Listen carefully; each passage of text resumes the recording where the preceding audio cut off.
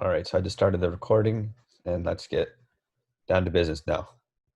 So for the past couple of weeks, we've been discussing the board at work.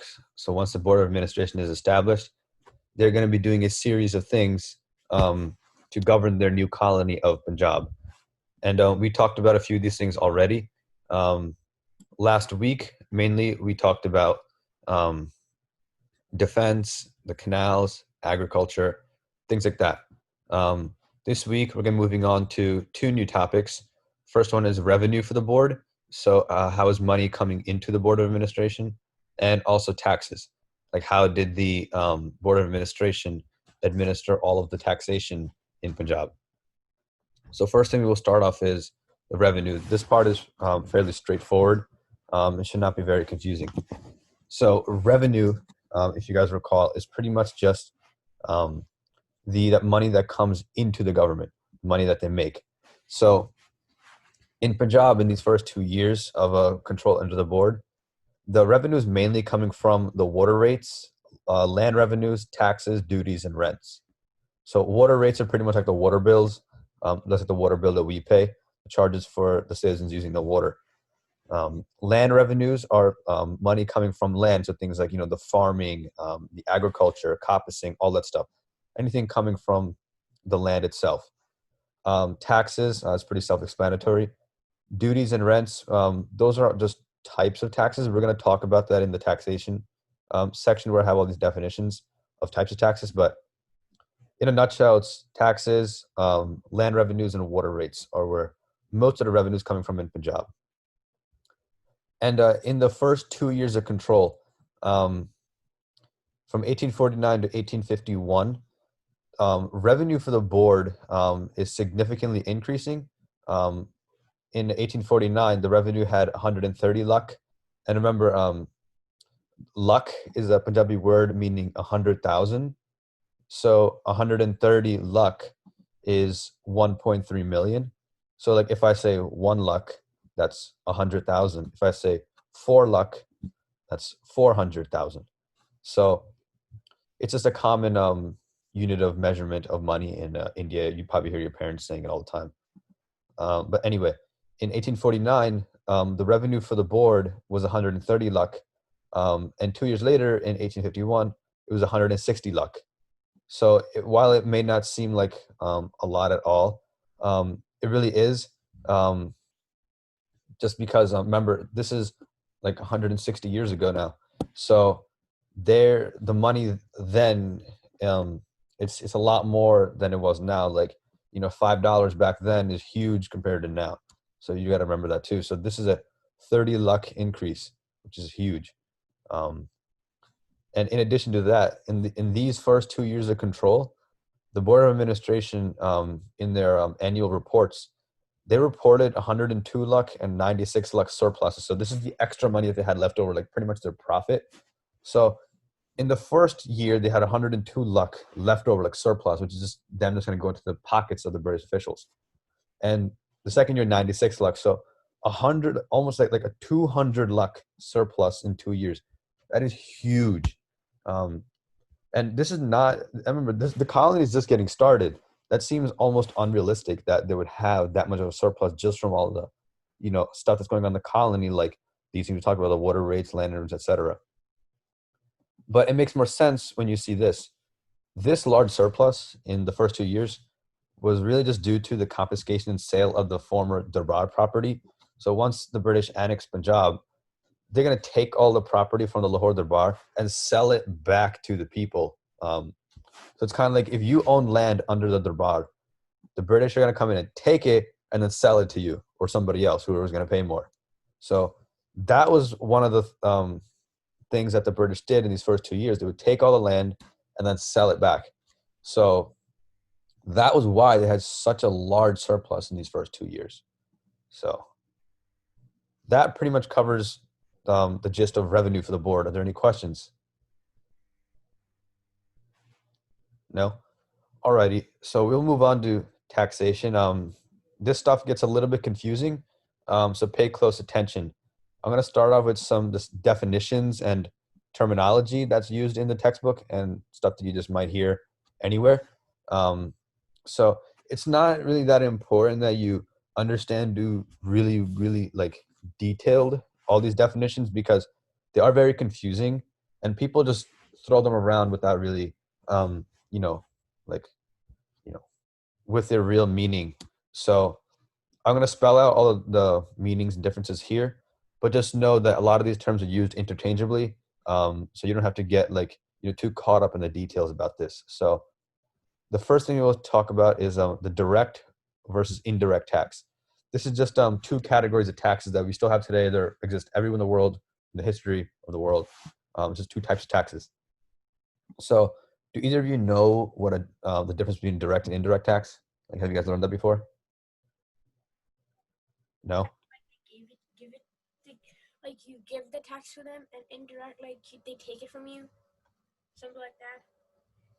Not exactly, but I think you might be on the right track, but I'll just spell it out over here. So whether you have a direct or indirect tax, the government's getting the money either way. Okay, it's just how it gets there is a difference. So direct tax is like, it's a tax paid directly, or like it just comes straight from the individual taxpayer.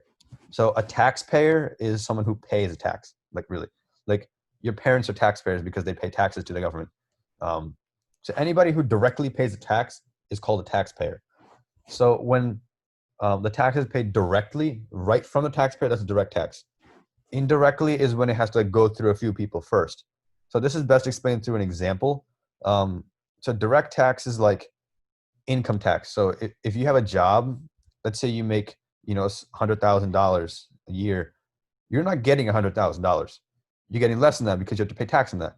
I don't know exactly what the tax rates are, but let's just make up a number: 10% income tax. If you make $100,000, you got to pay 10,000 to the government. So that's a direct tax. You're paying like straight from me to the government. Indirect tax is when there's like a middleman. It's like the best example is the tax on gasoline. So let's say there's a gas station in front of your house, like Exxon or something. Right now I think the gas prices are like, whatever, like $2 a gallon. So that, like, if you buy 10 gallons, you're going to pay $20. Like, that's what's going to happen. There's nothing extra, but you're still paying a tax because the tax is already built into that $2. So when Exxon bought that gasoline from whoever, like wherever they got it from, they paid a tax on that. But because they paid extra, they're gonna charge us more. So that tax is already built into that $2.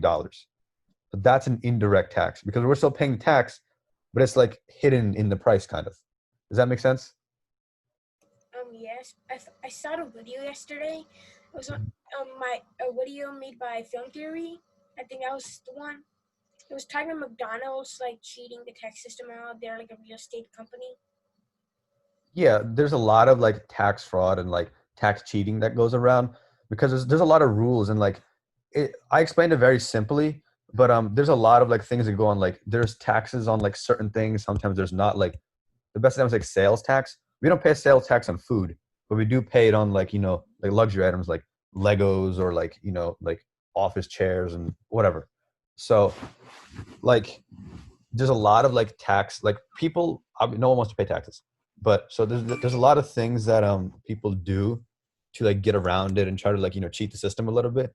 So yeah, you're right, that does happen, especially in businesses like that, because a corporate tax, as I actually have it listed here, it's a direct tax. All the money that a corporation or a business, any money they make, they have to pay a tax on that. So like they have to pay the government certain amount of their profit that they made. So a lot of businesses try to get around that. So that's what you're thinking is most likely McDonald's trying to reduce the amount of corporate tax they have to pay. So, but yeah, that certainly does happen. So, and so to get into more of the terminology that happens in like the textbook that we're just in a Punjab that we're talking about, the main three things are a duty, a tariff, and an octroi. Um, so tariffs, you guys probably have heard of it. And also a duty, you probably haven't, but it's pretty much the same thing. These two words are used pretty much interchangeably. So don't worry about the details too much, but I'll still tell them to you. Um, they're both taxes on imported or exported goods. So any like stuff going into the country or out of the country, if there's a tax on it, that's either a duty or a tariff. That's just in a nutshell, that's what they both are. Same thing. The main difference is that a tariff is a direct tax and the duty is an indirect tax. So the difference really is like who pays it, and like just the terminology when you use it. When you're talking about like tax rates and things like that, then of like imported exported goods, that's usually going to be a tariff. And when you're talking about like, other things, it's going to be a duty. But like the biggest, like the easiest way to think about it is the a duty is like the specific like fee that's paid to the government, on the goods that you're importing or exporting, and these are based off of the tariff rates. So the government's going to impose tariff rates, like, okay, these are going to be the rates of like how much you're going to have to pay on these kind of goods, um, and the duty is like the actual amount of like cash that was paid. Um, so it's a very subtle difference, but you can just think of it as duty and tariff are both taxes on imported and exported goods. Um, the rates are like the tariff rates are like the rates established to pay it, and the biggest difference is that duty is indirect and tariff is the direct tax. Um, so yeah, and this also brings us to the word octroi, which is something that I don't think you guys have heard of. I never really heard of it until I studied this material, like in the past, and this is a term that's really used mostly in India. It was also used in some of the olden days in Europe, but it's just another tax on imported goods. It's just like another word for it. So it's really used interchangeably between duty and tariff, but it's just a specific name that's used for it. There's not really much of a difference. So you'll see that the British set up octroi posts around Punjab, which is pretty much like a building that where you go and pay the tax on imported goods. It's like a station where you pay your taxes. Not so duty, tariff, and octroi, really the same thing. So anytime you see these, the authors any book you read are likely using them interchangeably, but just when you use it is a little bit different. So don't worry about the difference much. Just understand that they're all taxes on imported or exported goods. And the important thing, I guess, to take away from here, is what really is the purpose of a tariff or a duty or an octroi, whatever.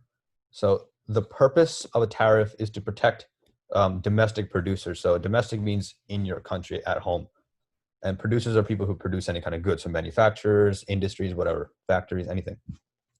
So anytime like you produce something at home, like in any business period in the world, there's going to be competition, right? Just think about like shoe companies. You have like Nike, Under Armour, Adidas, Foot Locker, whatever, whoever sells shoes. So there's not just one company selling it. There's a whole bunch. So there's competition between the companies. Now, competition helps keep prices down, because if me and Shahan both sell shoes, if I charge less, I'm going to get more business. So then he has to lower his prices. That's how prices stay down. But remember, competition is not just within your own country or just right next door. Competition can even be from foreign countries. So if there's a shoe company in Europe, in some European country that's also selling shoes, they're not just going to be selling in their own country. They're going to be selling around the world. So like, you guys see it. Everything around us, made in China. So those are imported goods. So the thing is, there's also competition in foreign countries. Now, a lot of times importing things, people like to do that because they can be cheaper. They can be different or higher quality, whatever, anything. There are various reasons why people might want to import goods.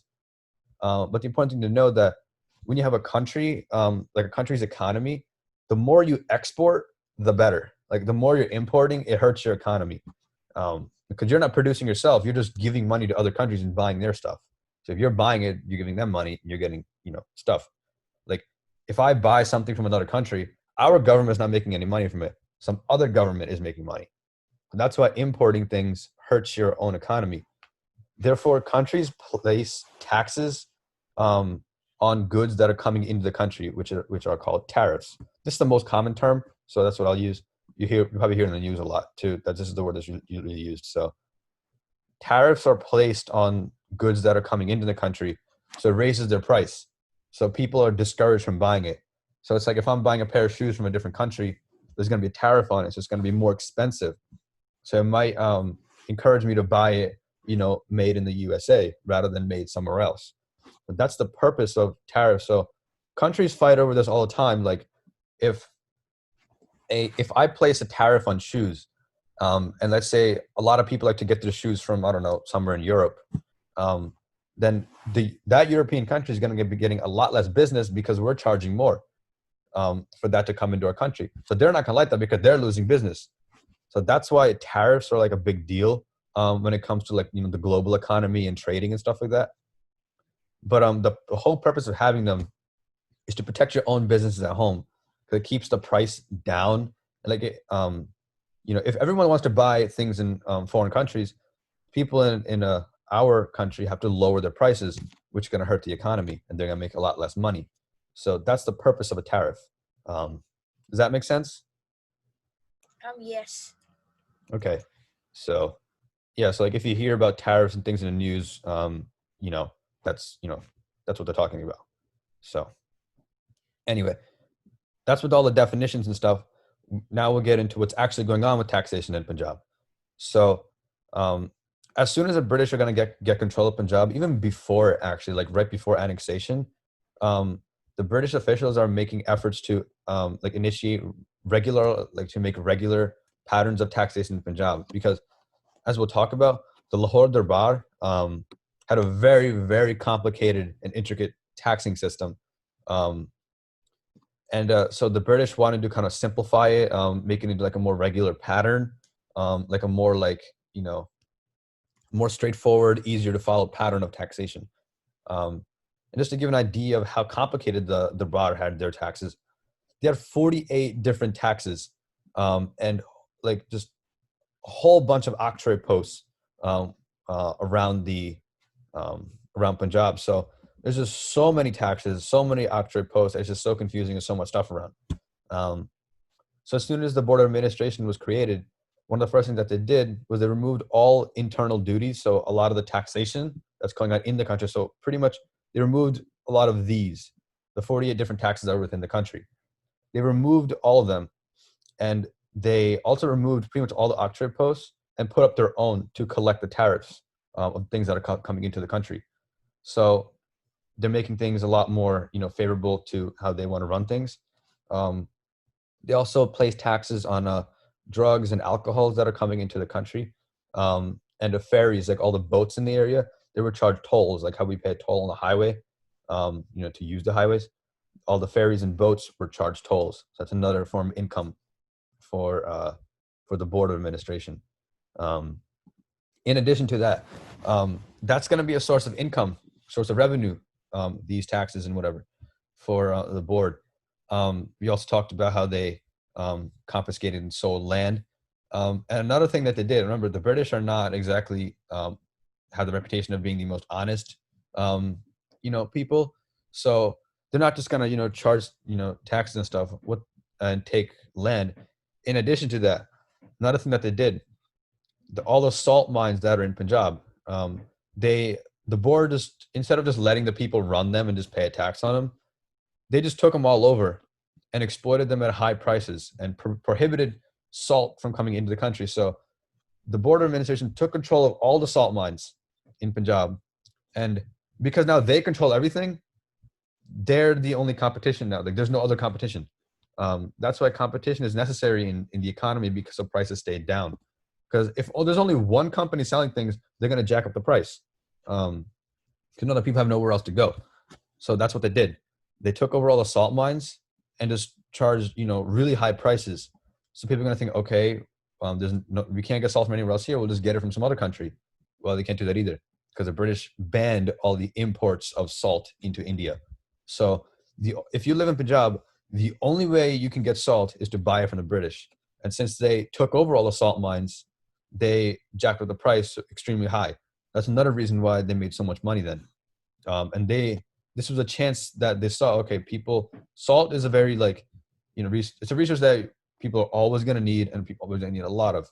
So that's the reason that they took it all over and jacked up the price and prohibited all the imports. That's why That's why they prohibited the imports. So if they take them all over and jack up the price, no one's going to buy it from there if they can get it from somewhere else. So they said, no, you can't get it from anywhere else. You're going to get it from us and us only. So that's what happened. And the British were looking to do this not with just the salt mines. That's what they ended up doing it with. But well, they wanted to do this with everything possible. So what they did, they Lord Dalhousie, he ordered several like experts, like geologists and like experts on the environment and things like that. He's as soon as they annexed and took over the salt mines, they he sent um, these experts all over Punjab to kind of survey the land, like observe, like okay, find where all the resources are. So they found places in Punjab that were rich in iron, oil, salt, other minerals, and whatever other resources that they might need. So they were looking around for other things that they can exploit in the same way that they did the salt mines. And a lot of these things included iron, oil, salt we just talked about, and other minerals. So this is one of the things that they were looking to do to make even more money. Um, so yeah, and going back to all of these taxes that were removed and new ones put in place. Um, so if you had 48 different taxes and you took most of them out, that's a lot of income that you're going to lose. And that's exactly what happened to the British. They lost so much revenue right away because it took away so many of the taxes. And one way they made up for this was by imposing, like these taxes right here that we talked about. And in addition to that, they also impose a stamp tax, similar to how they did in the American colonies. So a stamp tax, uh, a monopoly over the salt mines, confiscating of lands, and also placing their own tariffs and internal taxes. Not nearly as complicated as the Darbar had. They had less taxes, but it was just more efficient, and they exploited a lot of things that, are not really like the moral right thing to do, like taking over the salt mines, jacking up the price, taking and reselling land. But that's how they made up for this loss of revenue and all those taxes. Um, and in a way, you can see this as a more efficient way because by now the border administration, they really simplified the tax structure in Punjab. So it was really complicated before. It's less complicated now. Even though they have loss of revenue in these things, they made up for it by placing some of their own taxes, monopoly over salt mines, things like that. And this worked well because the taxation from the Lahore Darbar, it was yielding right around 16 lakh a year. Um, Now with this structure of a taxation by the Board of Administration, it's making just over 16 lakh. I think the book said like 16 and a quarter. So it's doing a slightly better than the Lahore Darbar's taxation structure. So they, took the Darbar's taxation structure, which is really complicated, and they simplified it, and it works just as well for them. So um, while that, in a way, you could think of it as a good thing that it simplified it, it wasn't all great because there was a lot of sneaky things going on in the back, like salt mine monopoly, the taking of land and reselling it, things like that. So the British found ways to have an efficient tax structure without losing any kind of money. So I mean, you saw how it did all that. So that pretty much covers all of the taxation that taxation structure in Punjab that occurred. So, and there was a lot of information that a lot of it can be confusing, but the main takeaway is pretty much all the stuff right here. And I will send this out like I do every week. Don't worry about this too much because all those very fine details, and a lot of times they're used interchangeably anyway. Just as long as you understand the difference between a direct and indirect tax, for that you're going to be hearing your whole life. So just understand that, and then all this stuff. And if you're reading in the book, just understand the tariff, duty, tax, octroi, whatever, pretty much the same thing. So what most important stuff is right here, stuff that's actually going on in Punjab. So that being said, are there any questions at all? No? Prab, any questions? No. Okay. So that covers all the information for today. And there will be a homework assignment this week. So I will send out some questions right over here. So there's 5 questions. all regarding the stock information we did today. So, that's pretty much it. So just do these questions, which are, as usual, due Saturday night.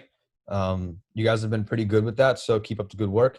You guys are showing up on time. I like it. So keep up the good work. So I will send out these questions. And in addition to that, there's no like official reading assignment, but what I would like you guys to do is just read like um, the next part of what we're going to cover next week. At least just skim over it. So this is the same PDF reading that's in the group chat. So we just finished covering all taxation and things like that, which ends right here. Thus the complicated tax structure of the bar, which yielded 16 lux, was simplified and made to yield 16 and a quarter. So anyway, that's where we ended. So the next topic we're gonna be talking about next week after these things. Next week we're just gonna be going over the homework assignment, but following that, we're gonna be covering more of the social changes that happen in Punjab, things that are going on with the people. So there's gonna be a lot of like social things going on here, and also the relationship between the Sikhs and the Hindus, like how that's changing once the British have control of Punjab. So I'd like you guys to read from like page 93 to like the next like 95, 96. So but whatever, that's not really the important part. That's more for next week. But the thing I want you guys to focus on for this week is these 5 questions that I will send out in the group chat right after class. So and that'll be it. So as always, do Saturday night. So yeah, are there any questions before we go? No. Alrighty then. So you guys are free to go. I will see you guys next week. How do I stop?